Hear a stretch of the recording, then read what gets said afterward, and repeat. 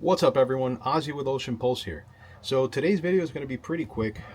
More than anything, it's going to be something to save you guys from a potential headache.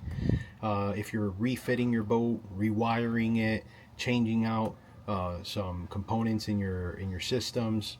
In our particular case was that we went out fishing this weekend and it was incredibly rough.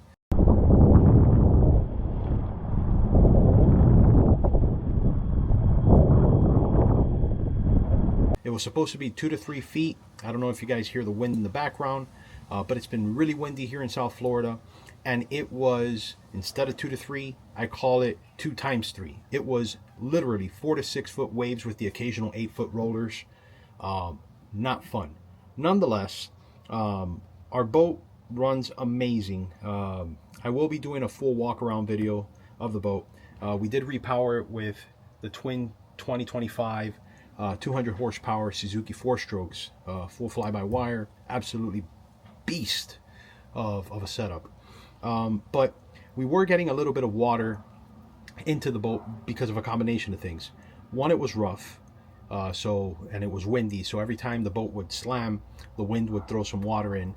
Two, this boat by design has what are called ping pong ball scuppers in the back.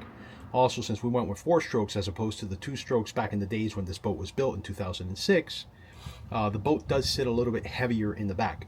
So you do get some water coming in when the waves are coming from the back of the boat. So those are 2 reasons that water was coming in. Now, we tried to put some scupper plugs, but we were having an issue with them. They were too hard, they were too little, they were too big.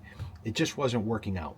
So I ended up actually finding a perfect set of scupper plugs, which I made another video for that, which I'll be putting in the cards somewhere, and also put it into the description if you guys are looking for a solution for that. But we were having an issue, and the issue was that our bilge pump kept tripping the brake. And I'm like, what the heck is going on? I couldn't understand it at the time because I'm very tedious when it comes to anything that I do. With the wiring, I made sure to double check my connections, that nothing was loose, that everything was heat shrinked, etc., etc., etc. And it just didn't make sense. And then this morning I'm having coffee and I'm like, oh man, I messed up. Initially, when I designed the dash, I'm going to go ahead and switch my camera around. When I designed, I'm going to cover this so you can see the mistake. When I designed the dash, I wanted to have the bilge right next to the horn and then the nav lights afterwards. So when I started to do my wiring, okay, everything stems from the nav anchor switch. All the lights, all the grounds that wire up your rocker switches stem from there. It was originally supposed to be the bilge pump first, and then the nav and anchor. I messed up. So as you can, let's get this to focus here. Hopefully it can focus. Boom, there we go. As you can see, this was supposed to be the bilge breaker, and this was supposed to be the nav anchor. But in my head, when I messed up here, that I put the wiring first for nav anchor, I just popped the tops off and swapped them over, and then I thought I was good to go. But I never remembered to swap the 2 breakers. So obviously, when I try to turn on the bilge pump with only a 5 amp breaker, it kept tripping and overheating the circuit. And every few seconds or a minute or so, I would have to pop it back in and reset it. Pop it back in and reset it. And I'm like, yeah, this is not good, especially in 4 to 6 foot seas.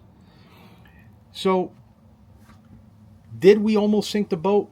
No, thank God. But could it have got into that? Perhaps. But nonetheless, it's one of those things that one simple careless mistake can make a world's difference to an outcome on a fishing trip. So let my mistake be a lesson to you to avoid it if you're doing any wiring work on your boat, which soon I will be doing a complete overview of everything that we did on this vessel. So just a simple mistake, guys. Wrong breaker. I got to just swap them back. I'm actually going to be upgrading it to a 15 amp simply because 10 amp might be too little. God forbid you are in an emergency situation and you need to run that bilge for an extended period of time. A 10 amp is going to trip for sure. I am also running 12 gauge wire throughout So 12 gauge is rated for up to, I think, 20 or 25 amps continuous. So I'm good there. I'm still beneath the threshold. So I hope this helps you guys avoid a silly mistake like the one that we made. Let it be the seed to safety, if you will. And also just letting you guys know that I will be doing a lot more content like this, talking about different things on the boat, talking about different boats. I have a lot of friends who boat in different types of vessels, speed boats, cabin cruisers, walk-arounds, center consoles, the whole nine. But most definitely, I will be doing a lot of content on our boat, from fishing to boating safety to just general things that have to do with saltwater community. So I'll be moving forward, sharing links to different products that I use to solve problems. It will mean the world to me if you can use those Amazon associate links to purchase the stuff. That does help me and my family. So with that being said, I really appreciate you guys who took the time to watch this video. Hopefully this saves you from a silly mistake like we did. And it's just another video that you guys can come back to and share with friends that may be having similar issues that will help them troubleshoot. So just to recap, if you're having issues with your bilge pump, first thing you want to do is make sure your connections are watertight, heat shrink connections, etc. Make sure everything is tight. If it's screwed into a terminal bus bar or a switch, that everything is done correctly, that there's no loose connections. Make sure there's no breaks in your wiring, okay? Make sure there's no cuts, etc. Because if that gets submerged, then it grounds out. All those are the common things that you want to search. And lastly, if you're dyslexic like me, make sure that you didn't use the wrong breaker.